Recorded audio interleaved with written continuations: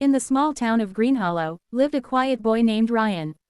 He was 10 years old, gentle, and thoughtful, but he carried one fear that held him back more than anything. He was scared of taking the first step toward anything new.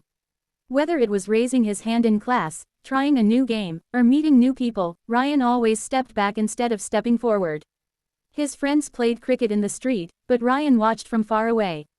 He loved books, but he was too shy to join the school library club. He often said, maybe tomorrow, but tomorrow never came. One morning, his teacher, Miss Amina, announced something that made every student in class sit up with excitement. Next week, she said, we are having a talent day. You can sing, dance, read a poem, show art, anything that makes you happy. The whole class buzzed with ideas. Some kids wanted to sing, some wanted to act, some wanted to present drawings. But Ryan felt his stomach twist.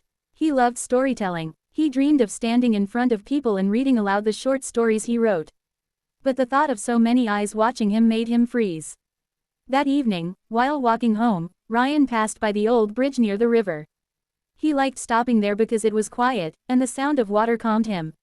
He sat on the wooden railing and opened his small notebook filled with stories he had written. As he read through his favorite one, he whispered, if only I was brave enough to read this in front of others. Just then, he heard a soft voice behind him. Why not try? Ryan turned around. It was Mrs. Ahmed, the elderly woman who lived near his house. She often walked by the river in the evenings. Me, Ryan said in surprise. I'm not brave. I can't stand in front of so many people. Mrs. Ahmed walked closer and smiled gently.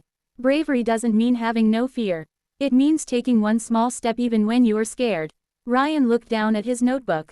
But what if I fail? What if you fly? She replied. Her words stayed in his heart long after she left. Over the next few days, Ryan thought about Talent Day constantly. Every time he imagined himself on stage, he felt nervous. His hands would sweat, his heart would race, and he would quickly tell himself, no, I can't do it.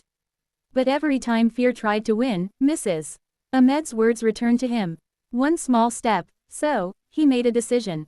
He would try. He wouldn't think about the whole performance. He would only think about the first step, walking onto the stage. That night, he practiced reading his story aloud in his room. At first his voice shook, but slowly, it became steady. His younger sister, Sarah, stood by the door, listening with wide eyes. That was so good, she whispered when he finished. You should read it at school. Ryan smiled nervously. Do you really think so? I know so, she said confidently. Her words gave him a tiny spark of courage.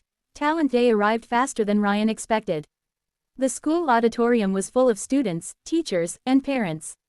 The air was loud with laughter, clapping, and excitement. Ryan sat backstage, holding his notebook tightly. His heart felt like it was thumping in his throat. One by one, students performed. There was singing, dancing, painting, and even magic tricks. When Miss Amina finally called, next, we have Ryan, who will read a story, he felt his whole body freeze. His legs felt heavy as he stood up. For a moment, he wanted to run away. But then he remembered, bravery is one small step. So, he took one step. Then another, and another. When he reached the center of the stage, the bright lights made it hard to see anyone. That helped a little. He opened his notebook, his fingers trembling, and began reading. At first his voice was soft. But as he continued, something amazing happened.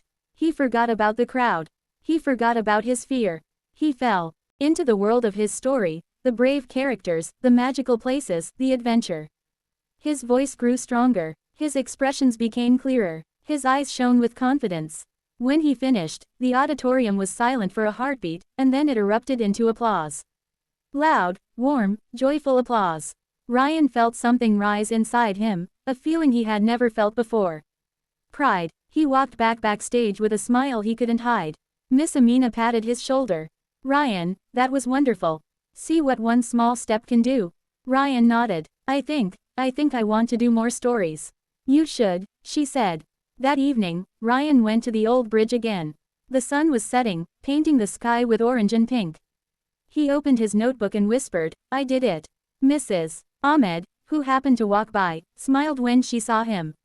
So, young storyteller, she said, how was your first brave step? Ryan looked up with shining eyes. It wasn't perfect, but it felt amazing. That, she said softly, is how courage grows.